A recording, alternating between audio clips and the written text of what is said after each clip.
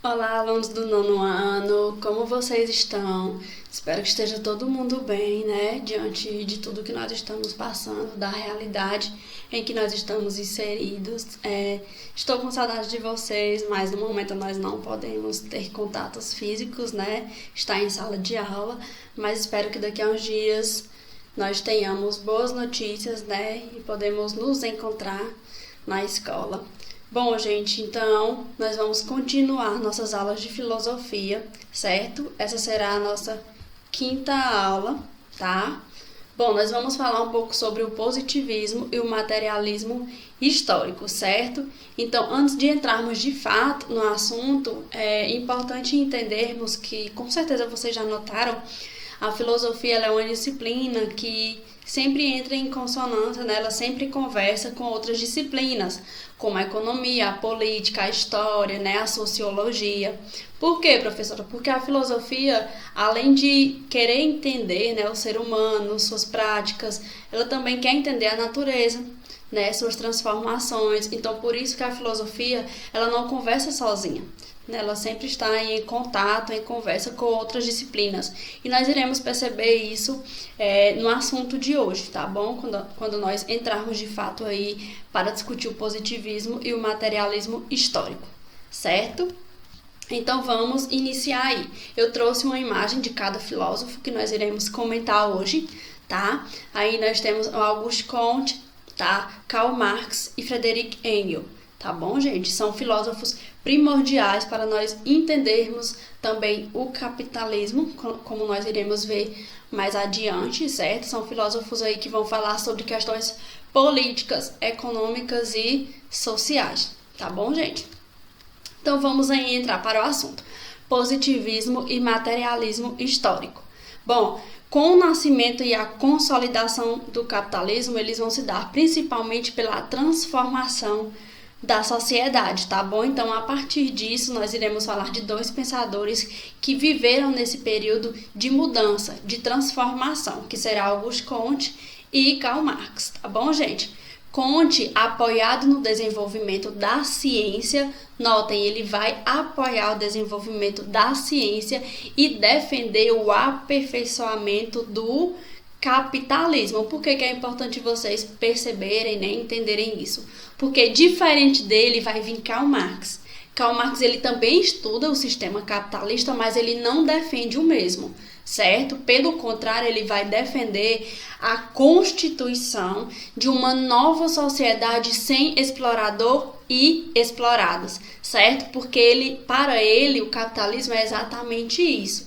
O capitalismo ele se mantém diante de uma exploração, né, de determinados indivíduos. Então ele vai dividir, né, em classes onde existe aí o explorador e o explorado, certo? Então ele não vai defender o capitalismo como defende Auguste Comte, certo? E ele vai dizer que é necessário existir uma nova sociedade, certo? Onde não existe esse explorador e esse explorado, tá bom? Então vamos entrar aí para falar um pouco sobre esses filósofos. O filósofo francês Auguste Comte, né, ele nasce em 1798 e morre em 1857. Ele vai inaugurar uma nova forma de pensar, que ele vai chamar de positivismo. Professor, o que seria positivismo? Seria algo preciso, real, certo? Então, para ele, seria essa nova forma de pensar a realidade, não algo imaginário, algo ilusório, tá bom? Nós sabemos que a filosofia também estuda isso, né? Ela também reflete sobre essas coisas, mas ele vai inaugurar essa nova forma de pensar, que ele vai chamar de positivismo. E nós iremos entender mais a fundo o que será esse positivismo mais na frente, tá bom? Bom, ele vai defender a criação de uma física social, que também vai ser chamada de sociologia. O que seria isso, professora? Seria uma ciência social. Ele acreditava que diante dos estudos da natureza, o ser humano ele também tem leis fixas, né? Leis imutáveis. Então, caberia ao ser humano aperfeiçoar e entender essas leis sociais, tá bom? E aí ele dá o exemplo das ciências, das disciplinas. Por exemplo, professora, a química, a biologia, elas não estudam a natureza e diante disso elas extraem leis naturais, não é? Dessas disciplinas. Então, observem, ou dessa natureza, então observem que para ele, da mesma forma que a disciplina, essas disciplinas fazem isso, cabe ao ser humano também, né, estudar a ciência, estudar a natureza, estudar a própria sociedade e aperfeiçoar essas leis sociais, tá bom? Então, para Comte, a ciência ela se desenvolve por meio dos estudos, dos acontecimentos, observem, de algo real, identificando os fenômenos e formulando leis, tá bom? Bom, e aí a partir disso ele traz a lei dos 3 estágios. Por favor, entendem porque é fundamental observar a lei dos 3 estágios para entender o positivismo de Comte, tá bom? Ele vai dividir aí o mundo em 3 estágios, na qual ele vai dizer que existe o teológico, né, que seria o estágio inicial da inteligência do ser humano, né, onde predomina as explicações sobrenaturais dos fenômenos, que seria o sistema feudal, tá bom? Como exemplo, vou dar um exemplo de cada um para vocês. O próximo estágio da humanidade seria a metafísica, né? A realidade ela foi explicada como manifestação de forças, ideias, de espíritos ou de capacidades abstratas. Observem aí, ó, forças, né, do além, né, de espíritos e capacidades abstratas. Então, esse momento é exatamente o contexto do enfraquecimento de crenças religiosas, tá bom? E o próximo vai ser o positivo, né, o que vai levar o nome do positivismo dele, tá bom? De Auguste Comte. E o positivo será as investigações. Ele acreditava que as investigações seriam desenvolvidas por meio da observação e da razão, com o propósito de descobrir as leis dos fenômenos. Qual seria o exemplo desse? A ciência, gente. Lembra que eu falei no slide anterior que ele defendia o aperfeiçoamento, né? Ele defendia a ciência e o aperfeiçoamento do capitalismo? Então, o positivo aí encaixa exatamente isso, certo? A construção aí da ciência, tá? E o aperfeiçoamento do capitalismo. Então, notem que para ele o último estágio será esse, tá bom? Aí a construção, o desenvolvimento do capitalismo. Então, para ele cabia à sociedade entender, transformar, né, aperfeiçoar o capitalismo diante da ciência, certo? Então, entra aí o positivismo. Bom, e aí diferente dele, nós vamos estudar os filósofos Karl Marx e Friedrich Engels, tá bom? São filósofos que vão pensar diferente de Comte, tá? Então, Karl Marx, né, são alemães. Karl Marx nasce em 1818 e morre em 1883. E Friedrich Engels, que nasce em 1820 e morre em 1895. Eles vão defender, notem, prestem atenção, não bastava interpretar o mundo e a realidade por meio de teorias, que era exatamente o que Comte defendia, tá? O ser humano, para esses filósofos, deveriam ir além. Como assim, professora? Era necessário também investigar e atuar sobre a realidade, ou seja, está certo? Está errado? Não está não? Pois nós vamos aí ver o que é que nós podemos fazer para alterar isso, tá bom? Então não cabe ao ser humano apenas interpretar o mundo, certo? Ele cabe também aos indivíduos atuar sobre a realidade, tá bom? Então, pensando diferente de Comte, Marx, ele não concordava com a ideia de que o capitalismo seria o último estágio do desenvolvimento humano, como eu falei para vocês no slide anterior, tá bom? Então, notem, Marx, ele não concorda com Auguste Comte, ok? Então, Marx e Engels, eles vão construir uma noção de materialismo. Eles acreditavam que a condição humana seria determinada pelas atividades materiais desenvolvidas pelos homens em sociedade. Ou seja, o que acontece comigo, o que eu faço, as minhas atitudes, meus pensamentos, as transformações, né, que acontecem aí na sociedade, certo? Então não era apenas interpretar o mundo, certo? Cabe ao ser humano investigar também e atuar sobre isso que acontece, tá bom, gente? Então, diante disso, antes de estudarmos de fato o materialismo histórico, nós temos que entender o idealismo dialético de Hegel, tá bom, gente? E prestem atenção, Hegel é diferente de Engels, tá bom? Friedrich Engels. Eu vou falar os dois nomes de Engels para não confundir com Hegel, tá bom?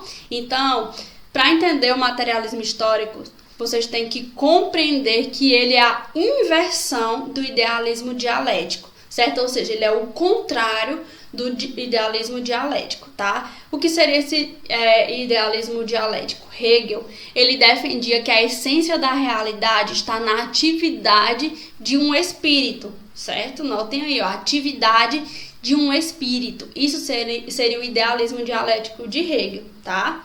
Diferente dele, para Marx e Friedrich Engels, o ponto central da realidade é a atividade humana concreta. Lembra do materialismo histórico? Seria isso, a atividade humana, tá bom? Como eu atuo, certo? Sobre a realidade. Então, isso seria, de fato, aí o materialismo histórico de Marx e Friedrich Engels, tá bom? Então, para entender a sociedade para Marx e Friedrich Engels, é preciso investigar como ela produz os bens, tá bom? Que eu necessito, como eu faço isso, tá? Como é desenvolvida as relações econômicas, sociais e políticas, que são questões fundamentais para entender Marx, Friedrich Engels e também Auguste Comte, tá bom?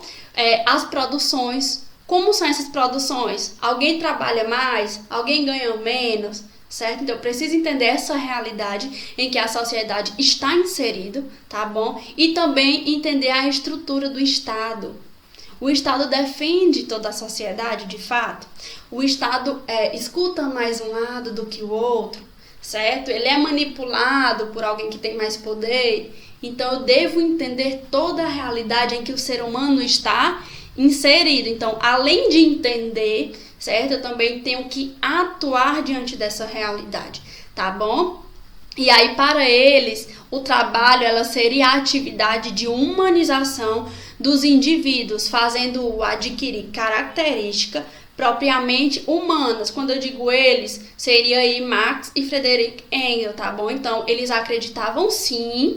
Prestem atenção, porque muita gente fala, Marx não defendia trabalho. Não é isso. Ele defende um trabalho que seja humanizado. Ao contrário do capitalismo, enquanto o capitalismo, para ele, existe aí duas classes, onde um explora e o outro é explorado, não é? Seria aí o trabalho teria que ser de uma forma humanizada, ou seja, totalmente diferente do capitalismo, tá? Então, observem aí os dois olhares, né, de Marx. Então, ele defende um trabalho, mas um trabalho humanizado, tá bom? Ou seja, ao contrário do como atuava o capitalismo, tá bom?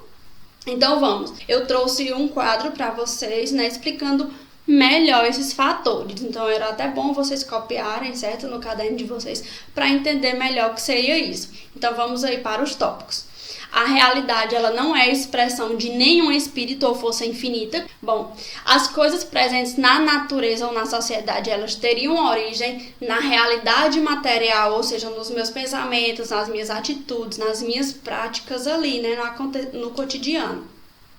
A condição humana, ela seria determinada pelas atividades materiais desenvolvidas pelos homens em sociedade, tá bom? Como é essa condição humana, professora? Bom, observe, a condição humana seria determinada pelas atividades materiais.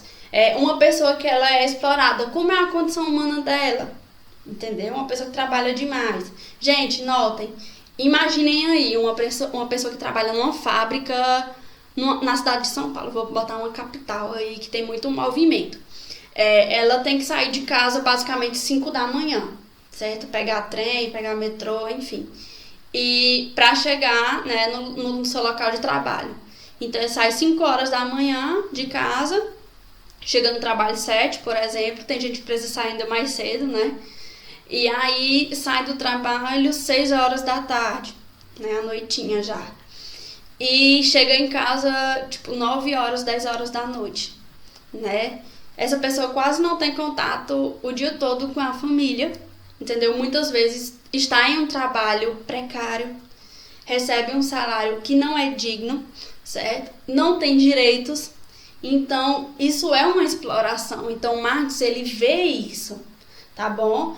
Notem que eles vão ter influências, né, de grandes revolucionários, principalmente da Revolução Francesa, tá? E da Revolução Industrial. Então notem aí o contexto em que esses filósofos estão inseridos, tá? Por que que eles conversam sobre isso, sobre o contexto econômico, social e político, ou seja, entender a sociedade. Tem alguém que explora alguém? Por quê? Por que que acontece isso? Por que que essa manutenção ainda existe? Tá bom? Então, por que que a economia é assim?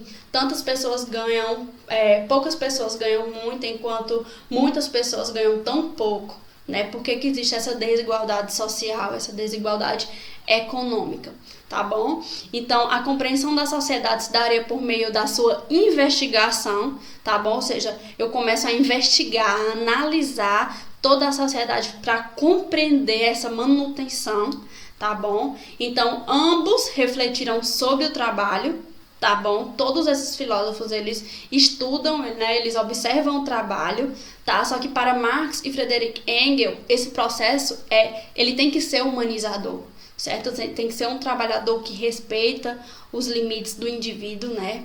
Que valoriza aquele trabalho, tá bom? Então, o trabalho, ele é a principal atividade do ser humano. Por meio dele, eles acreditavam que ele modifica a natureza e nos transforma, tá bom? Adquirindo capacidades humanas. Que seria isso, professora? Não tem aquela frasezinha, o trabalho dignifica o homem? Tá, só que o trabalho dignifica o homem quando ele me faz refletir, ele me faz ter criatividade, entendeu? Então, Marx e Hegel, eles falam que esse trabalho, além de ser humanizador, ele tem que dar uma liberdade de pensamento àquele trabalhador. Imagine aí uma pessoa que trabalha numa fábrica e a única ação dele é, por exemplo, colocar um objeto no carro. O único papel dele em toda aquela fábrica é só aquilo. Imagina uma pessoa que faz isso 20, 30, 40 anos. Só isso. Ele não trabalha de outra forma, né? Então isso acaba limitando a reflexão do indivíduo, tá bom? Então, para eles, o trabalho, ele tem que fazer com que aquela pessoa, ela adquira, tá? Capacidades humanas, tá bom? Então, notem aí as críticas que eles fazem ao capitalismo, tá bom? Na sociedade capitalista, o trabalho, observem o que eles falam. O trabalho, em vez de humanizar, que é o trabalho que eles defendem, né? Ele embrutece o homem, certo? Por quê? Porque o trabalhador, ele se transforma em mercadoria, gente. Ele vende o trabalho, né? Ele vende sua mão de obra. E aí, aquele grande empresário, ele acaba comprando essa mão de obra de uma forma que ele não se preocupa com esse indivíduo, porque o único fim dele é lucrar, tá bom? Então, observem que para Marx e Friedrich Engels, principalmente para Marx, né, a sociedade capitalista, ele, no lugar de humanizar o indivíduo, né, dignificar o homem, ele embrutece aquele indivíduo, tá bom? Ele torna aquele indivíduo mercadoria, uma peça no processo produtivo, ou seja, ele tá ali só fazendo o que eu quero, não tô nem aí para a realidade daquele indivíduo, né, como ele vive, se ele tem contato com os filhos, né, como é que tá a relação dele com a família. Então, essa é a crítica deles em relação ao capitalismo, tá bom? Porque para Marx e Friedrich Engels, o capitalismo tem como essência, observem, como essência a exploração do trabalhador e a deteriorização, tá, da condição da vida da maioria da população. Por quê, professora? A maioria da população são os trabalhadores, tá bom? Uma minoria que é dono de fábricas, né, de empresas, certo? Então eles acreditavam que o capitalismo, ele acaba explorando o indivíduo de uma forma que ele não só explora o indivíduo, como ele acaba com a sua vida, tá bom? A pessoa passa o dia trabalhando, chega em casa cansada demais, mal tem contato com a família, então a relação familiar também é destruída de certa forma, tá bom? A saúde daquele indivíduo que passa o dia trabalhando, às vezes nem come direito, também vai ser afetado. Na próxima aula eu vou trazer fotos, tá bom? E letras de músicas pra gente discutir e vocês entenderem melhor, tá bom? O capitalismo, essas relações do materialismo, tá? Histórico, tá bom? Então, a história da humanidade para eles é marcado por uma luta de classes, tá bom? Por uma luta constante entre classes. Quais seriam essas classes, professora? A classe opressora, né? E a classe oprimida, onde uma é oprimida e a outra é a classe opressora, tá bom? Seria aí a burguesia e o proletariado, tá bom, gente? Então, seria necessário acabar. Para Marx e Friedrich Engels, notem, lembra que eles pensam diferente de Comte? Augusto Comte, ele defende o aperfeiçoamento do capitalismo, tá bom? Então, para Marx e Friedrich Engels, ao contrário de Augusto Comte, né, seria necessário acabar com o capitalismo e colocar fim a essa sucessão de organização social baseada na exploração de um indivíduo pelo outro, certo?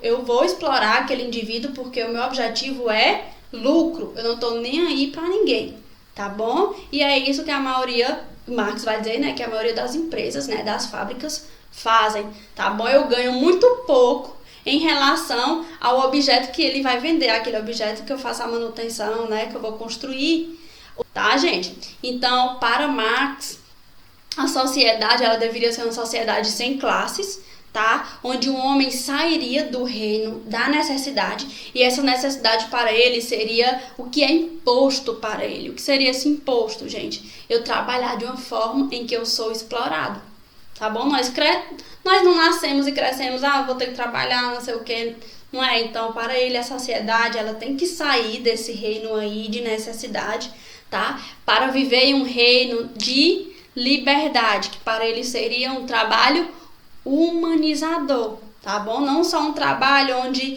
o dono de uma fábrica se preocupa apenas com que eu faça aquele objeto e me torna uma mercadoria também, né? Onde esse trabalhador não é valorizado, tá bom, gente? Então, isso seria a sociedade comunista, tá? Que Marx vai falar. Então, gente, é basicamente isso, tá? Nós falamos aí um pouco sobre Augusto Comte, né?